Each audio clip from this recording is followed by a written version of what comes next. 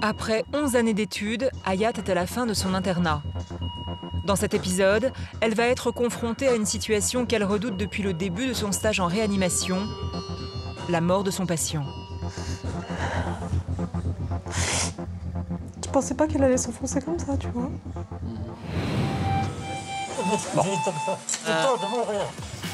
Paul a terminé sa formation d'interne. Il est aujourd'hui médecin senior dans l'un des plus importants services d'urgence de Paris. Il sera seul à gérer une urgence vitale pour la première fois de sa carrière. Montrez-moi d'humain si c'est mieux ou pas. Si c'est mieux, vous faites comme ça, vous levez le pouce. Incision. Émilie est en 7e semestre de son internat. Pour gagner la confiance de ses seniors au bloc de gynécologie, elle ne va pas ménager ses efforts. Une débauche d'énergie qu'elle va finir par payer. Je compte m'arrêter une semaine, mais je sais pas si ça suffira. David va retrouver Pierre, un interne qu'il forme depuis 3 ans à la chirurgie plastique et réparatrice. Tu regardais pas l'agence touriste quand tu étais petit? Moi, je lisais l'histoire de la médecine quand j'étais petit. Ouais, bien sûr. Jean est en 1er semestre de neurochirurgie. Il va vivre sa première urgence vitale. Tac, je suis dedans. Étape par étape, son senior va tout lui montrer, car la prochaine fois, c'est Jean qui sera aux commandes.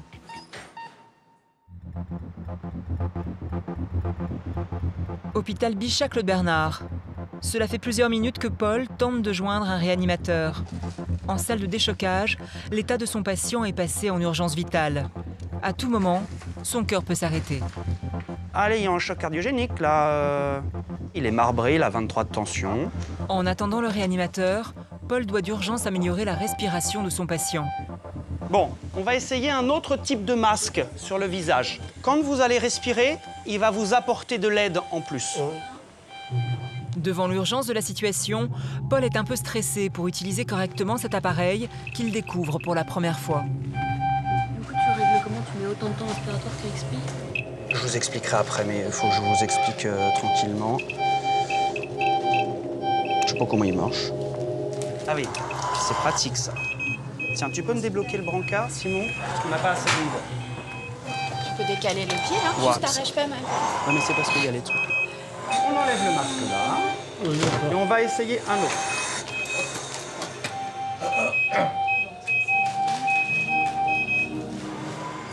Je vous le laisse, je l'attache pas pour le moment. Respirez tout doucement. Respirez moins vite si vous pouvez. Montrez-moi d'humain si c'est mieux ou pas. Si c'est mieux, vous faites comme ça, vous levez le pouce. Ça, vous supportez pas? On réessaye? Le réanimateur vient d'arriver. Je l'attache pas pour le moment. Il va tout de suite rectifier quelques détails oubliés par Paul. Il faut mettre un filtre. Hein. Il faut mettre un? Ouais, idéalement, quand vous mettez un filtre, faut mettre un filtre ici. Ouais, mais j'ai pas... Je le connais pas, celui-là. Avec l'aide du réanimateur, Paul va enfin réussir à stabiliser son patient.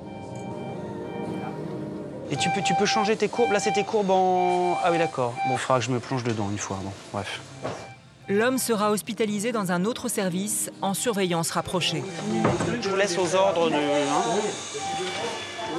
Bah, c'est stressant, hein. Faut prendre des décisions hyper rapidement.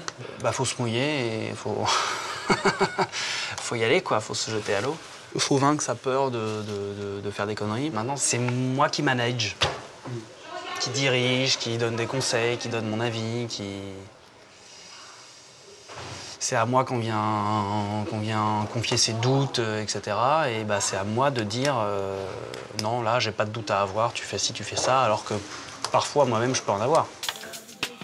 La responsabilité de jeune chef n'est pas toujours facile à assumer. Face aux internes du service, Paul doit sans cesse montrer l'exemple. Lucie, vas-y, tu t'installes tout gants stériles et j'arrive.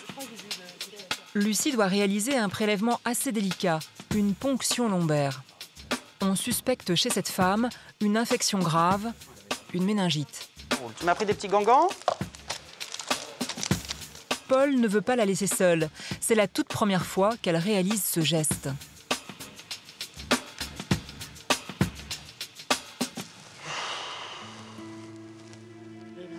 On va vous dire quand est-ce qu'on pique, vous vous inquiétez pas. Je pique, hein. Voilà, faites bien le dos rond, c'est très important. Voilà, on a passé la peau, le plus dur est fait. Le point de prélèvement est très précis. L'aiguille doit passer dans le bas de la colonne entre deux vertèbres. Ah, ça fait mal. Regardez. Paul reprend immédiatement la main. Plus question de laisser la patiente continuer de souffrir. Ça fait mal. Je pique. Ça fait mal. Arrête, ça fait mal. Dès ce premier échec, il a le réflexe de demander l'aide d'un Va senior. chercher Sofiane, qui est au box du GB. Tu lui dis que j'arrive pas à faire la PL. Comme ça, si j'y arrive pas là, il prend la main facilement. Ok? Merci. Tu vas appliquer là tout de suite ou pas? Vas-y, vas-y. Respirez bien fort.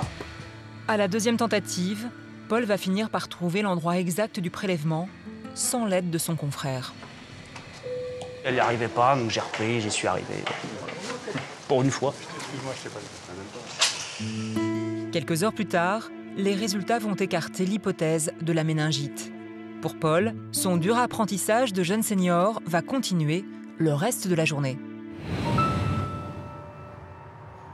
Hôpital Avicenne, service de réanimation, 6 heures du matin. Hayat termine sa garde. Dans les couloirs comme dans les salles, le silence s'est invité, tranquillement. Un silence subitement troublé par une urgence vitale. Descends le lit, descends. Descends.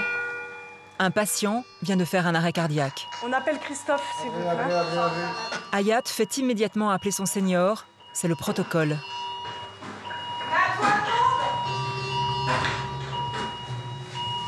Faites voir le stéto. Ça passe plus. Allez, hop, l'aspi.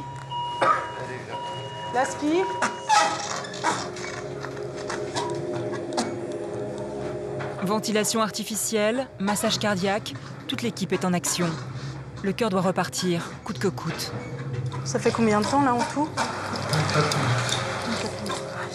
Les minutes passent, mais personne ne perd espoir de faire redémarrer le cœur.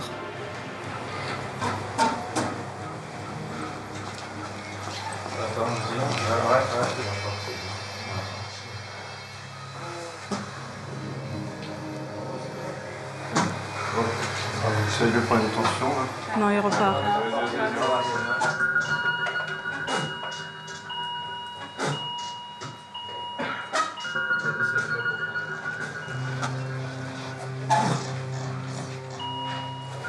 Relais. Ça fait combien de temps, là? Une heure.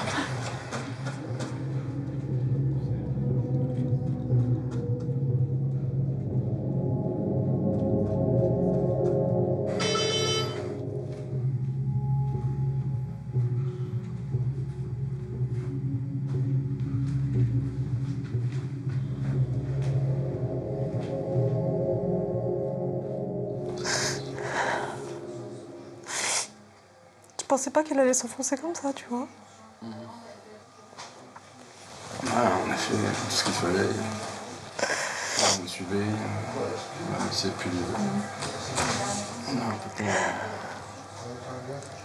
On ne pouvait pas faire grand-chose de plus. On ne pouvait rien faire de plus.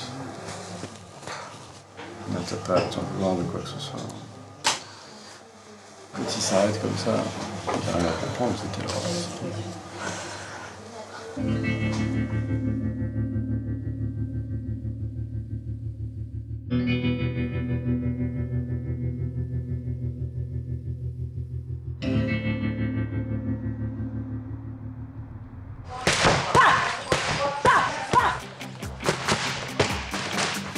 Hayat a besoin d'un exutoire pour se défouler. Alors dès qu'elle le peut, elle vient ici pour cogner, se vider. Après le deuxième, tu vas faire 1, 2, 3, hypercule. 4, ce que tu aimes bien faire. Ouais, très bien. Là, tu l'as bien fait. C'est bien. Pour quelqu'un qui n'a pas dormi, c'est cool.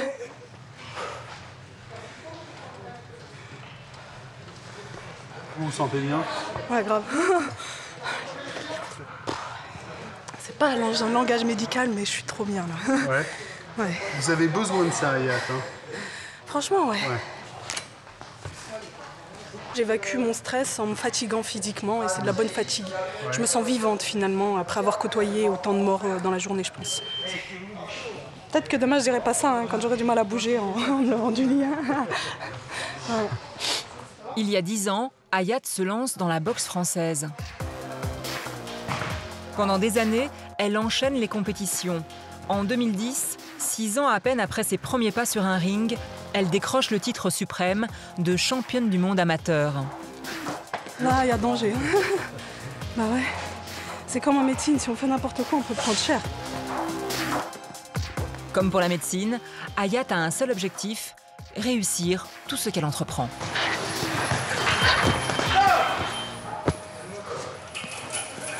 On relâche, allez boire un coup.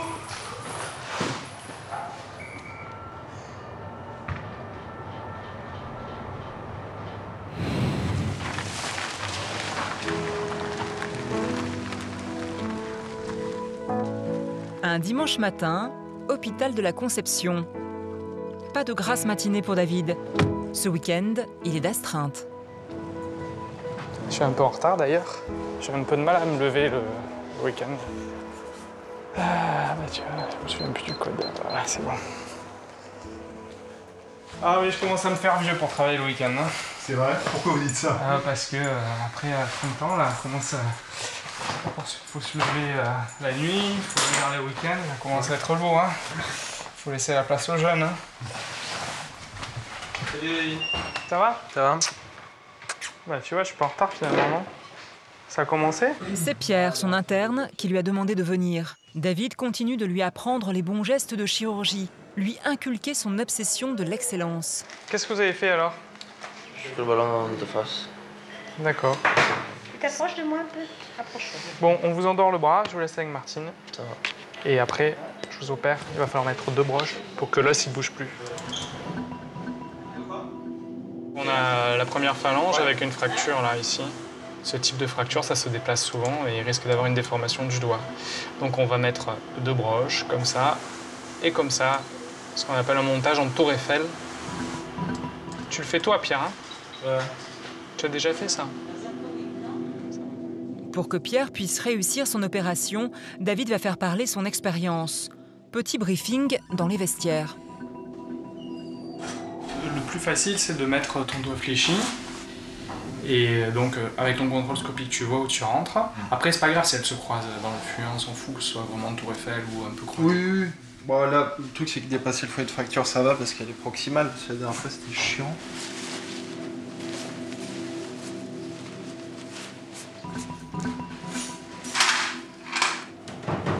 Alors, regarde un peu comment tu mets ta broche, effectivement. Je sais pas. Peut-être sûr. Tu peux essayer? Ouais. Vas-y.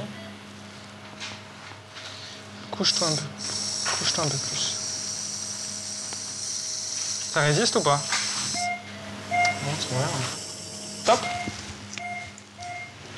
T'es bien, t'es très bien. Il faut que tu la pousses encore. Top. C'est parfait. Eh ben, ça, c'est bien. Alors celle-là, elle est plus dure encore. Pierre doit maintenant introduire la 2e broche pour construire la fameuse tour Eiffel. Moi, je me penche, toi, tu te couches. Et immobiliser la fracture.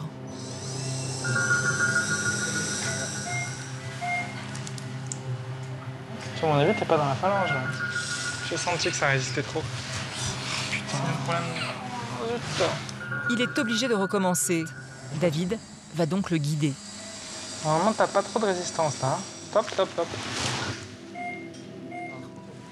Faut pas se satisfaire d'un résultat à peu près bon, il faut avoir uniquement un bon résultat. Donc tant que j'ai pas un bon résultat, je continue. Et puis forcément, au bout d'un moment, ça passe. Donc il faut juste pas s'énerver. Voilà. C'est ça, ouais. Quand on s'énerve pas, quand on reste calme, on y arrive.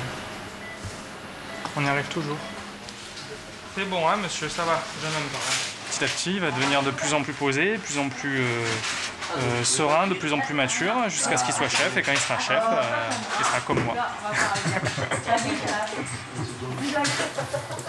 Le gros avantage, c'est que David, il sait me mettre en confiance et qu'il s'énerve pas, qu'il est patient et que du coup, ça se passe forcément bien, quoi.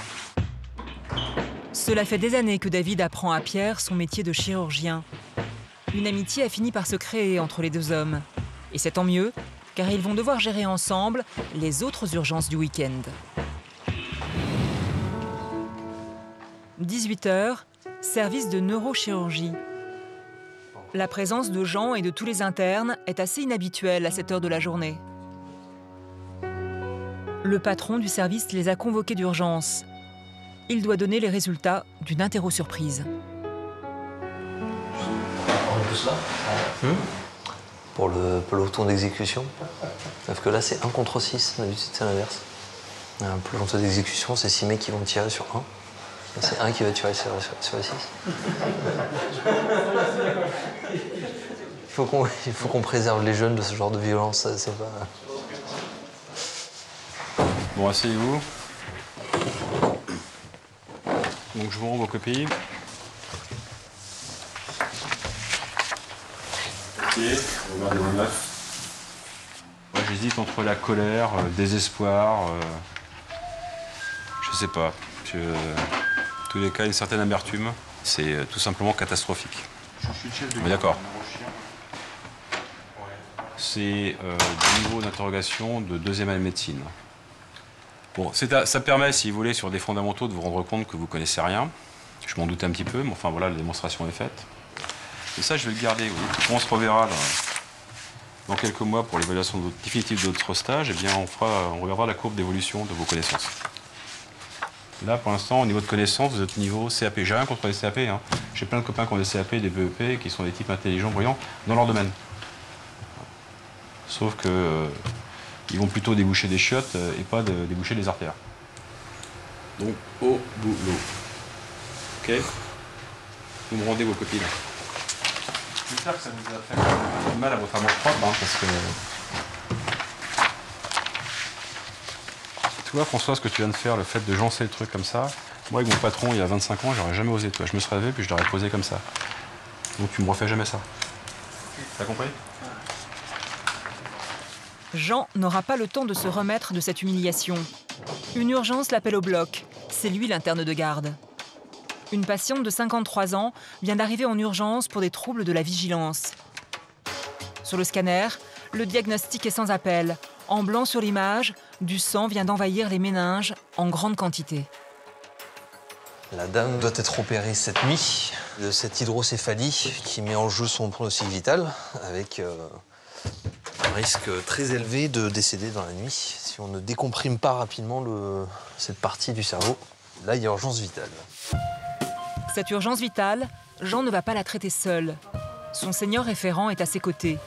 Depuis le début de son stage, c'est la toute première grosse urgence pour Jean. Son senior va lui enseigner les bons réflexes en vitesse accélérée. Particularité sur la garde aussi, c'est t'as pas les aides-soignants, tout ça pour t'aider à installer, donc il faut donner le tempo. Pour participer de A à Z, tu travailleras seul avec une instrumentiste circulante. Tu n'auras pas d'instrumentiste avec toi. Donc il faut savoir faire ta table tout seul, t'instrumenter tout seul, tu te débrouilles en gros. Dans le coin du bloc, le téléphone de Jean vient de sonner.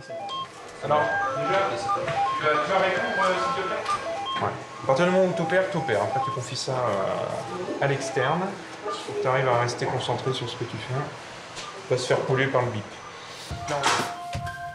Pour sauver cette patiente, il faut faire un trou dans le crâne, sans tarder. Il faut libérer la pression, le cerveau est en souffrance. Bon, ça c'est le standard, hein. Tu la vois la première ce soir, la prochaine tu la fais, hein, parce que tu t'apprennes ça vite. Tu vas tenir la tête pour pas qu'elle bouge quand je fais mon trou. Donc après tu fais un trou, alors toujours la main droite qui appuie, et puis la main gauche qui tourne. Et surtout c'est de tourner vite en fait, tout en appuyant avec ta main droite. Ce qui permet d'être plus efficace. Sinon, autrement, tu vas tourner pendant des heures. Ça peut paraître archaïque un peu, mais ça marche bien. Donc, tu vois que techniquement, c'est pas difficile, mais tu as quand même plein de petites étapes. Il faut que tu les saches par cœur avant de rentrer en salle. Vous vous sentez prêt pour la prochaine, là? Non, tout seul, non. Pas encore. Trop peur d'oublier quelque chose de... Je suis pas encore à 100% serein. Jean n'aura que quelques jours pour prendre confiance en lui. Pour sa prochaine garde, si la même urgence se présente, son senior a déjà décidé de lui laisser la main.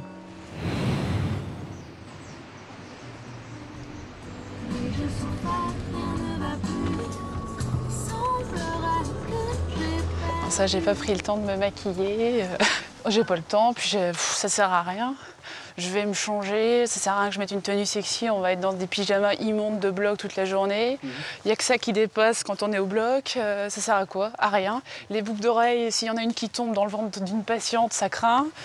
J'ai pas le temps de me faire les ongles, il faut qu'ils soient toujours coupés courts, donc la féminité, on s'assoit dessus. Émilie continue son difficile apprentissage en chirurgie gynécologique. Alors, on est où? Salle 6. Salle 6. Bonjour Maud. Ce matin, au bloc opératoire, c'est elle l'interne de permanence. Pendant toute la journée, elle va assister son chef en toutes circonstances. Peut-être qu'on me laissera faire une des opérations, à voir. Hein, la patiente voilà, est facile au niveau de la chirurgie. Il y a un peu d'anxiété, un peu de... Ouais, un petit peu. C'est peut-être pour ça que j'ai pas bien dormi. Cette patiente souffre de la présence de plusieurs fibromes, des tumeurs non cancéreuses fixées sur la paroi de son utérus qui provoquent des saignements réguliers. Il faut les extraire, ainsi que l'utérus. Alors, tu te mets de mon côté? Ça marche. Ce geste chirurgical ne présente aucune difficulté majeure. Le seigneur d'Émilie décide de lui donner sa chance. Incision. C'est la toute première fois qu'Émilie va réaliser ce geste. Ça, c'est fibreux. On va faire un peu d'hémostase. On n'est pas dans une situation délicate. Pas encore. Donner un 0 aiguille ronde ou quelque chose comme ça. Une aiguille ronde. Ah, je suis contente. C'était sympa d'avoir fait ça. Voilà. Après, j'ai pas de chance. Hein, c'était pas un cadeau. La dame, elle y peut rien. Mais pour un début, c'était très difficile, je pense. Fallait faire ses nœuds vite. Fallait plus vite. Mais bon. Bah, ça stresse un peu, mais c'est pas le moment de s'en mêler les doigts, quoi. Mais bon. Pendant cette délicate intervention, Émilie n'a pas été la seule à être sous pression. Alors, comme elle, le personnel du bloc a besoin de se détendre un peu. Oh, cette chance. Tiens, viens. Émilie, regarde. Oh, c'est grave. J'ai vu une autre des 75. Elle travaille à la chaîne. Merci. Ça fait du bien. Ouais. Tu veux moins de douceur dans ce monde de brut. La journée est loin d'être terminée pour Émilie. Les opérations de chirurgie vont s'enchaîner pendant plus de 8 heures. Comme tous les jours, elle aura à peine le temps de faire une pause.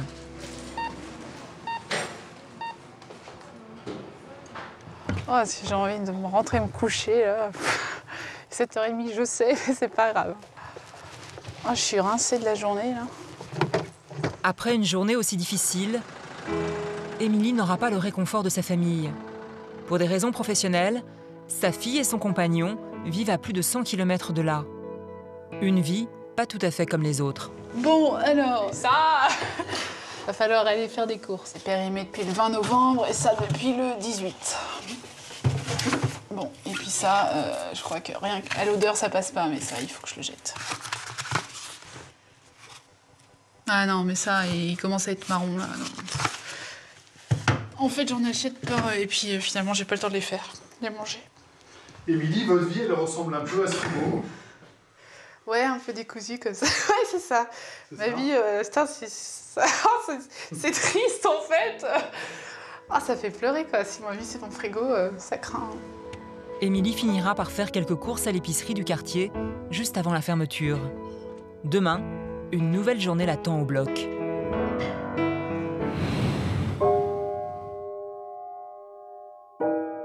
Hôpital de la Conception, service pédiatrie.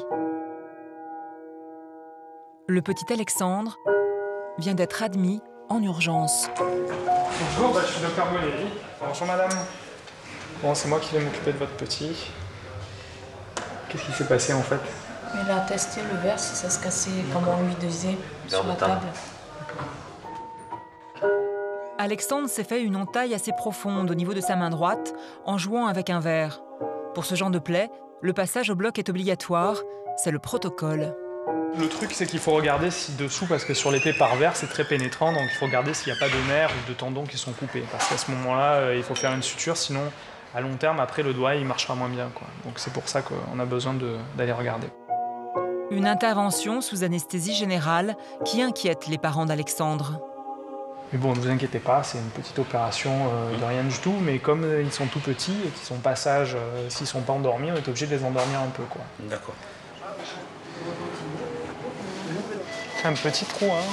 Oui, un petit bout de chair, un peu entamé.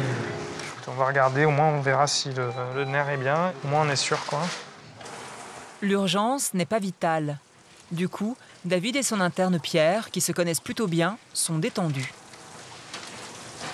Pierre, il va explorer cette plaie parce que ça, il sait très bien le faire. Hein. Ça, il a l'habitude. Donc, il a ses belles lunettes en plus. À 40 €. Moque-toi, moque-toi. Faut être capitaliste bourgeois, là. Elles sont toutes neuves, ces lunettes, Pierre? Elles sont toutes neuves. Je suis pas sûr qu'elles soient neuves. Genre, je viens d'en faire l'acquisition récemment. Les miennes, elles sont 200 fois plus chères. Donc... à la hauteur de la différence de nos deux pays. Ça, c'est pas vrai en plus. Les chirurgiens doivent d'abord vérifier si les veines et les nerfs n'ont pas été touchés par le bout de verre. Vas-y, vas-y. Exploration, donc on a un nerf en continuité, un tendon en continuité. Une opération sans problème pour Pierre. David peut annoncer la bonne nouvelle et rassurer les parents. Bon, tout va bien. Voilà, ne vous inquiétez pas, le nerf allait bien, le tendon allait bien. Pas d'inquiétude. Il y a 2 petits points qu'on enlèvera d'ici une dizaine de jours. OK? D'accord. Quelques jours d'hospitalisation vont suffire pour que le petit Alexandre rentre chez lui.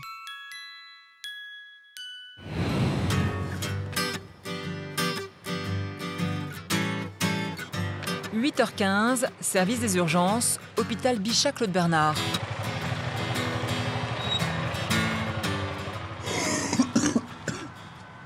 Je suis malade.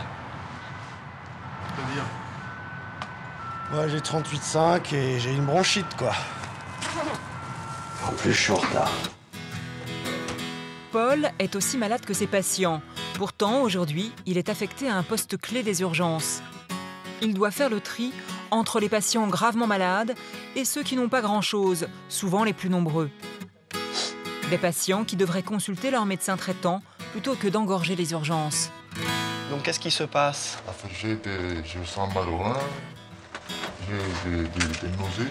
D'accord. Vous n'arrivez plus à aller aux toilettes? Vous avez des gaz, vous pétez, normal? Oui. Donc hier, la diarrhée, c'était très liquide ou un peu liquide? Qu'est-ce qui vous arrive? Et depuis hier, j'ai la grippe, j'ai mal à la tête, j'ai le fièvre, j'ai le froid, j'ai la gorge, j'ai le nez qui coule, j'ai les jambes. D'accord. Comme tous les jours, le flux de patients est incessant. Alors que son état ne cesse d'empirer, Paul ne va pas faire la moindre pause. Surtout si un interne a besoin de son aide.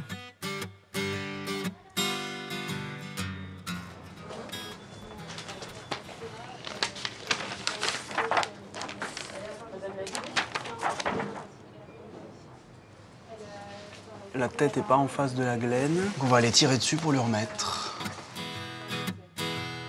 Dans un box, une patiente souffre terriblement. À la suite d'une chute, son épaule s'est déboîtée. Bon, c'est bien luxé. Oui. C'est-à-dire qu'il y a le morceau de l'os là qui n'est pas cassé, mais qui s'est déplacé, qui n'est pas en face de là où il devrait être. Il va falloir tirer dessus. Oui. D'accord. Oui, oui. Avec douceur, voilà.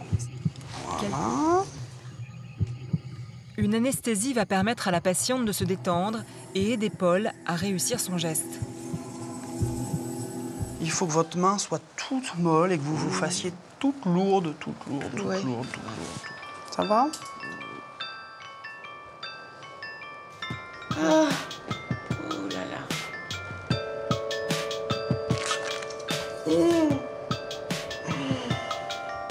Pas simple. Il n'est pas à 100% de ses capacités. Oh. Ah. Oula.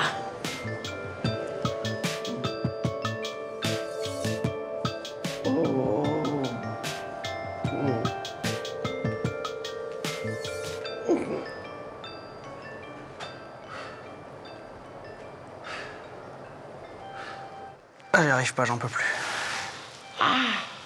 Oh.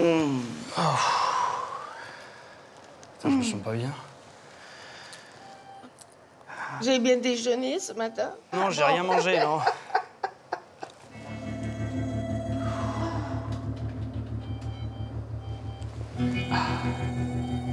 C'est le médecin qui va être plus malade que la malade. La journée est bien loin d'être terminée pour Paul. Pendant son absence, la salle d'attente vient à nouveau de se remplir. C'est bon, radio de contrôle, et voilà.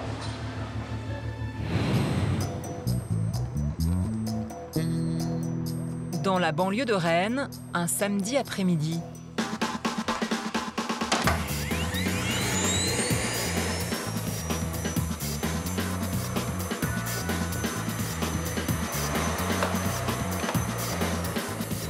Étonnamment, il y a des jours qui arrivent où on n'est pas à l'hôpital. Ouais.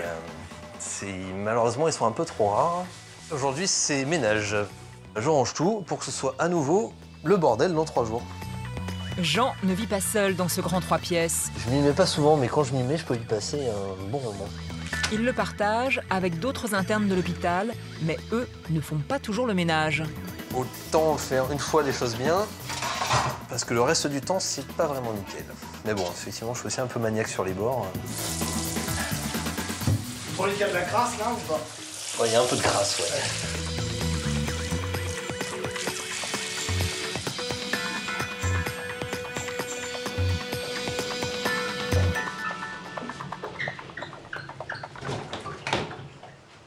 Voilà, ça sera fait au moins une fois dans la semaine.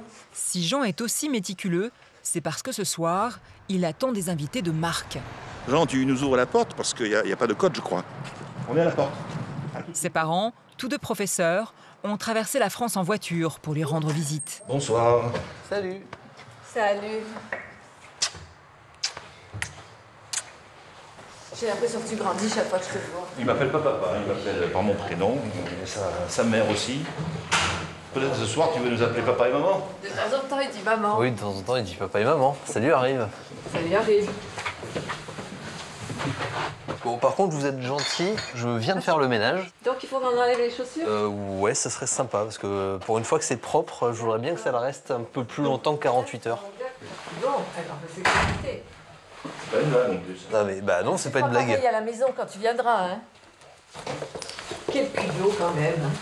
Ouais, c'est rangé. Ah bah oui, ça va. Jean est le petit dernier d'une famille de 4 enfants. Le dernier à partir de la maison.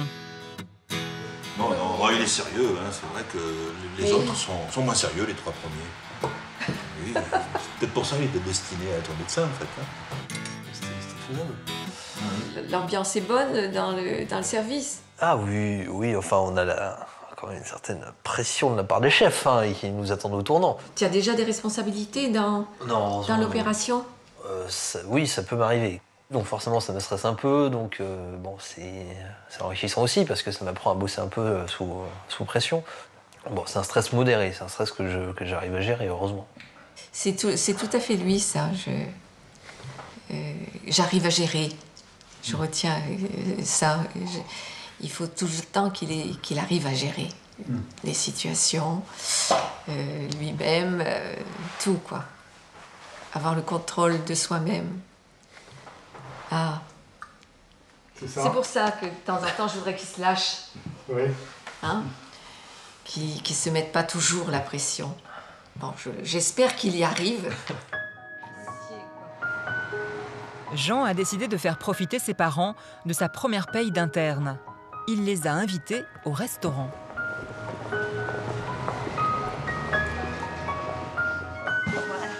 Merci. Merci. Le Magnum de champagne, ce sera pour la prochaine fois. 19,50 € dans tes prix. Là, comme c'est pas moi qui paye aujourd'hui. Je suis parti loin, comme ça sera pas souvent. Il se donne encore des airs, là. J'ai pas eu le droit de faire des... Bon, ton début d'internat. Ton installation à Rennes. Ouais. Regine. À nous. C'est rare qu'on soit tous les trois comme ça. Là, je venais de... Le fait d'être venu à Rennes, ça m'a fait plus prendre conscience qu'il est parti. Oh, maman.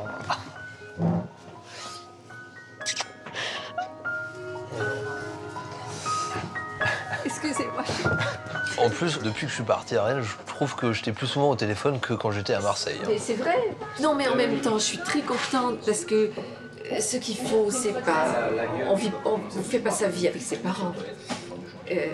On fait sa vie là où on est bien, où il me dit qu'il est heureux, ça lui plaît. Bon, ben, c'est tout ce qui compte.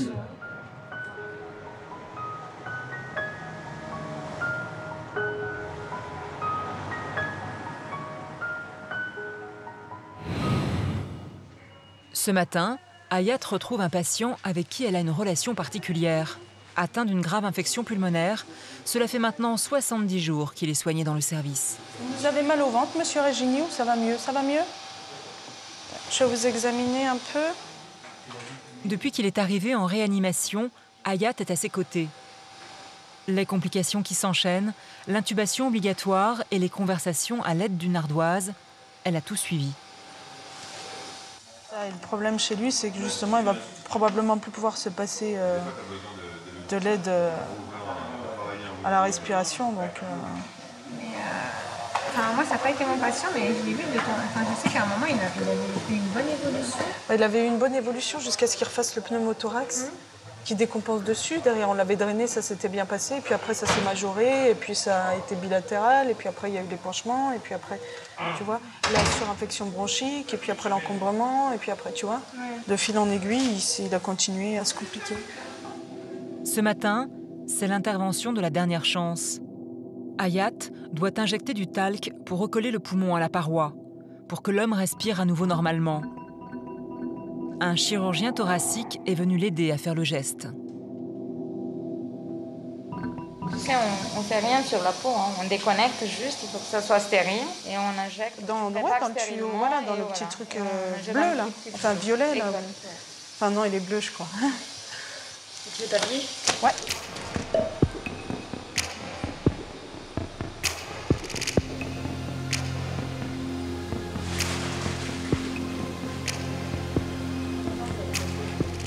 Alors, monsieur Regini, j'injecte, hein, d'accord?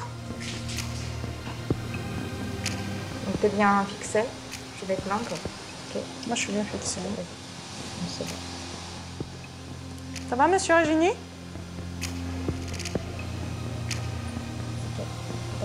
C'est bon? Je prends. C'est bon? C'est bon. Ok. Ça va, monsieur Regini? Vous n'avez pas la tête qui tourne? J'espère que ça va marcher, mais j'ai appris à être pessimiste depuis que je suis arrivée ici. Je vivais dans un monde de bisounours et là, je suis redescendue de ma petite planète où tout est beau, tout est rose. Ouais. Ça prend la vie finalement. On n'a pas fini d'apprendre. Hein.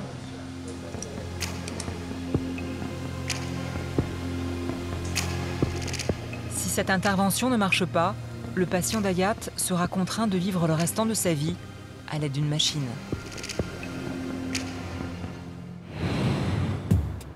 Service de gynécologie obstétrique, 18h. Une longue journée au bloc se termine pour Émilie. Pourtant, elle ne va pas rentrer chez elle. Une femme vient d'arriver dans son service pour un accouchement en urgence. Une aubaine pour Émilie, qui n'a pas fait de césarienne depuis plus d'1 an. Je veux juste regarder. Je m'habille avec vous, je me remets comme faire du vélo. Je sais plus. Faut que je refasse. Non. OK. Pour cet accouchement, Émilie va jouer l'assistante de sa collègue interne. Les filles, les mecs.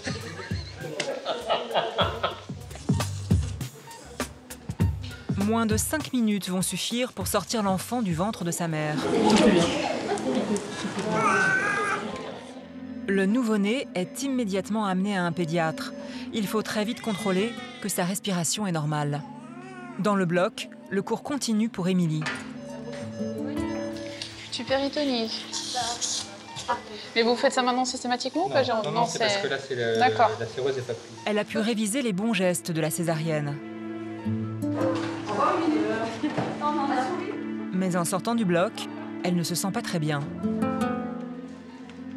Je commence à avoir des petites choses qui... Je crois que je suis en pleine crise d'hypoglycémie, donc je vois des petites étoiles en ce moment-là et des vertiges. Mais je vais prendre un sucre avant. Ça tourne. On va prendre un sucre. Moi, je sais pas, mais avant d'aller manger, là, je vois des... Tu vois des étoiles? Des petites étoiles.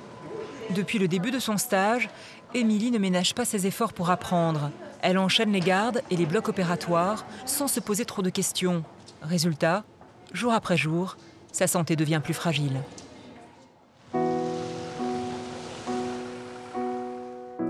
Un beau matin, dans un autre hôpital de Tours.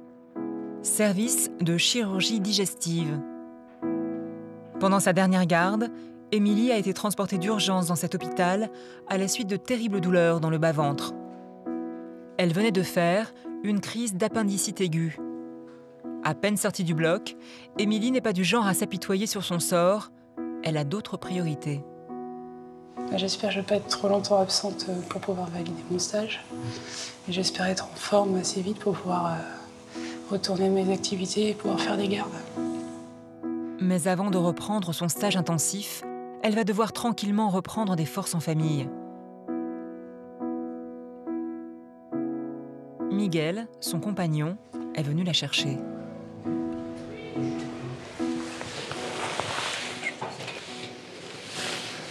Ça va? C'est cool. Ça va. Force pas sur ton ventre, force pas.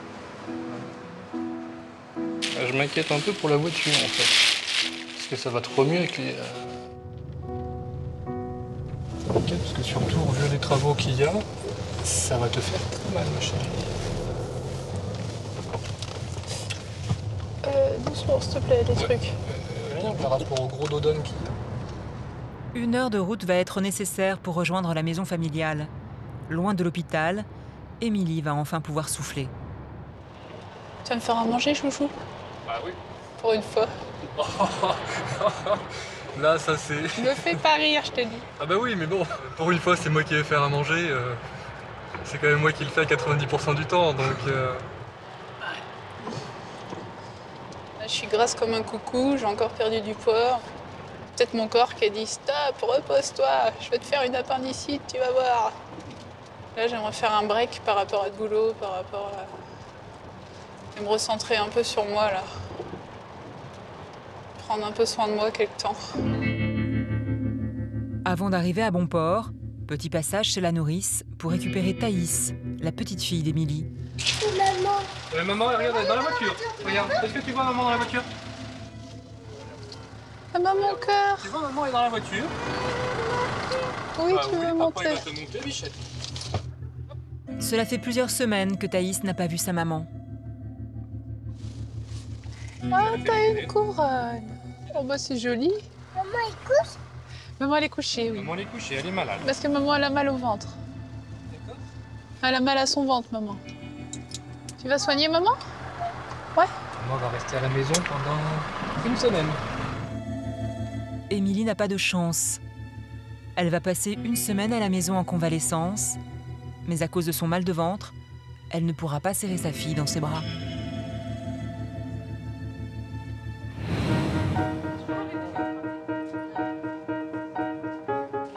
Retour aux urgences. Alors qu'il est toujours malade, Paul continue son marathon. Madame, un out. Bonjour monsieur. Bonjour. Pardon, oui, vous êtes qui? Excusez-moi. Oui, on rentre pas comme ça dans les urgences. Non, mais c'est pas ça, j'ai été à l'accueil là. C'est vous qui m'avez dit de rentrer. Ah d'accord, ils vous ont dit bah en fait, oui, mais je vais pas le faire comme ça. vous êtes qui? Bah il faut me dire bonjour alors et vous présenter. Vous êtes qui? Vous allez voir qui? Eh ben, je vais voir le médecin là. Après plusieurs heures d'attente, cet homme a fini par partir découragé pour revenir ensuite. J'arrive, hein. Monsieur Abad, là, qu'est-ce qu'il doit là? Parce que j'ai ouvert la porte, il rentre comme ça, n'importe comment. Il a perdu sa place et son dossier d'inscription a été classé sans suite. Non admis. Ah non, donc il retourne ici, il s'enregistre. Oui, d'accord. Voilà, donc il faut que vous vous réenregistriez. Bah oui, je suis désolé. Bah oui, parce que sinon on peut pas vous voir. Non, mais je sais, mais sinon on peut pas vous voir. Non, on peut pas vous voir. Il faut que je... Comment ça se fait? Mais parce que c'est comme ça. Il faut faire la réinscription pour qu'on ressorte le dossier. Là? Je refasse ce que j'ai fait tout à l'heure, à 5 heures. Et vous trouvez ça logique? Bah oui, parce que vous êtes sorti des urgences. Bah oui. Ouais. Non, mais c'est pas ça. Bah c'est pas moi qui décide, c'est le système qui est comme ça. Je suis désolé. Voilà. C'est un système pourri, quoi. Bah ouais, peut-être. Voilà, faut être hyper strict sur l'organisation, sinon c'est le bazar très vite. Donc quelqu'un qui rentre comme ça, il n'a pas à rentrer comme ça. Il dit bonjour au moins. Enfin voilà. Un peu plus loin, la police attend Paul depuis quelques minutes. Avec eux, un homme alcoolisé ramassé sur la voie publique. On peut le démenoter maintenant, on va aller plus loin. Bonjour monsieur. Avant de l'amener au poste, la loi est stricte, ils ont l'obligation de le présenter à un médecin. Voilà. Est-ce que la police vous a expliqué pourquoi vous étiez là du coup? Oui. Oui, ils vous ont expliqué que c'est pour savoir si vous êtes en bonne santé et que je peux dire que vous avez le droit de retourner avec eux? Oui, d'accord. Paul doit l'ausculter et vérifier que son état médical n'est pas en contradiction avec un interrogatoire de police. Très bien. Vous n'avez pas eu de coup à la tête, là? Non. C'était sur le truc, ok. Bon, très bien. Allez, pas de soucis. Je peux prendre un peu de médicaments, là, s'il vous plaît, là. Je suis trop mal, là. Oui, je peux vous donner. Paracétamol. Pour dormir, là. Pour dormir, je peux pas donner ici, hein. C'est qui va donner? Ça ne sont pas des médicaments, là, pour dormir? Non, pour dormir, non, parce que vous allez être avec la police, donc je peux pas. Mais comment ça se fait, là? À quel moment? Je suis alcoolique, là. Là, vous n'êtes pas en syndrome de sevrage, vous n'êtes pas en manque, là. D'accord. Il n'y a pas de tremblement, il n'y a pas de sueur, etc. Comment? Moi, je tremble pas, là. Moi, je tremble 24 sur 24, là, je tremble, là. Bon, moi, le docteur, là, qui me donne quelque chose, là, je suis texte, moi, là. Moi, je peux pas vous le donner. Pourquoi? Bah, j'ai pas le droit. Pourquoi t'as pas le droit? J'ai pas le droit de faire une ordonnance comme ça de morphine et de stupéfiants. Tu me fais de mon champ, là, que tu vois? Ben, j'ai pas le droit, ça veut dire que je cautionne le truc, je peux pas. C'est interdit, sinon je vais en prison. Mais comment? Tu me donnes un calmement comme ça, là? Mais je peux pas. Paul ne va pas céder une seule seconde devant la pression. Il demande aux policiers d'emmener cet homme vers un autre service pour consulter un médecin spécialiste dans le suivi des toxicomanes. Je commence à avoir plus de voix. Il est que 11 h, ouais. Bon, ça peut devenir compliqué physiquement ou moralement, quoi. Mais sinon, bon. Allez, pas médicalement.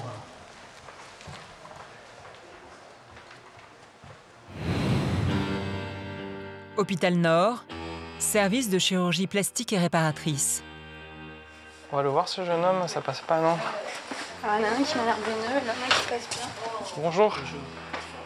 Bonjour, jeune homme. Je suis le docteur Gonelli, c'est moi qui vous ai opéré hier. Hier matin, pendant son travail, la main de ce jeune boulanger a été aspirée par une machine. 4 phalanges de la main droite tranchées nettes. Pour avoir une petite chance de les sauver, il faut intervenir dans les 6 heures après l'accident. Problème, son transport jusqu'à l'hôpital a tardé. Il y a 24 heures, devant la gravité du cas, David a déjà dû amputer 2 phalanges. Les doigts ils sont restés longtemps avant qu'on puisse les réimplanter. Parce que le premier, on a pu le réimplanter au bout de 7 heures. Le deuxième, au bout de 11 heures. Et normalement, on fait ça dans les 6 premières heures, quoi. Donc aujourd'hui, on va voir comment ils vont. David vérifie si le sang circule bien au bout des doigts. Des doigts qu'il a recousu la veille. Et celui-là, tu vois, je pensais qu'il passait. Et il passe pas. Incroyable. Putain, la nature va toujours me surprendre. Hein. Bon, celui-là, il est peut-être sauvable. Celui-là, je pense pas. Et vous êtes boulanger, c'est ça? Ouais. Bon. Je pense que vous pourrez continuer votre métier. Hein, ouais, je pense que c'est ça. Vous faites pas des trucs fins avec... Vous n'êtes pas pâtissier, quoi. Vous pétrissez la pâte, c'est tout. Mais il faut essayer de le sauver, celui-là, quand même. Hein, c'est un peu mieux. Hein. Bon, allez, ça va. On va essayer de faire ça. Allez, je vous remets à chauffer. Hein.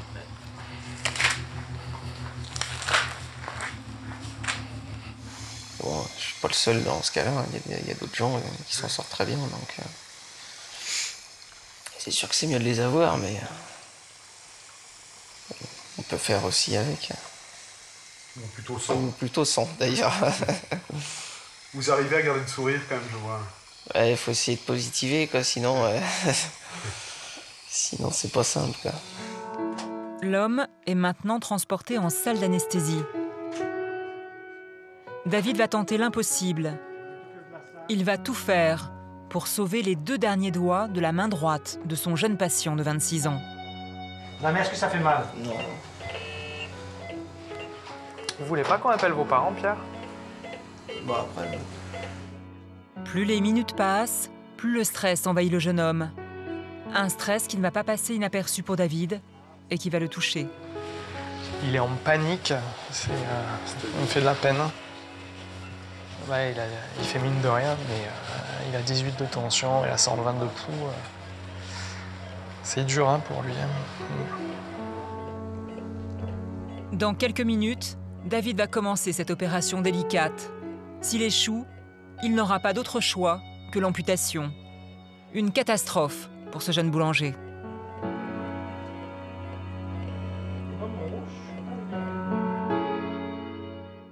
Venez avec moi. Dans le prochain épisode, Paul va enfin trouver le bon rythme imposé par les urgences. Malade après malade, il va prendre confiance en lui et imposer son statut de médecin senior auprès de ses internes. Les internes veulent aller prendre un café. Ouais, c'est ça. S'il n'y a que moi qui bosse et les internes veulent aller prendre un café. Émilie va vivre une garde qu'elle n'est pas près d'oublier. Elle va devoir affronter l'intervention la plus redoutée par les sages-femmes du service, une intervention qui va la bouleverser. C'est dur. Autant pour la maman que pour nous, en fait. Comme prévu, le seigneur de Jean va le tester sur une urgence vitale au milieu de la nuit. Pour la première fois de sa carrière, Jean va tenir une chignole dans ses mains et faire un trou dans un crâne.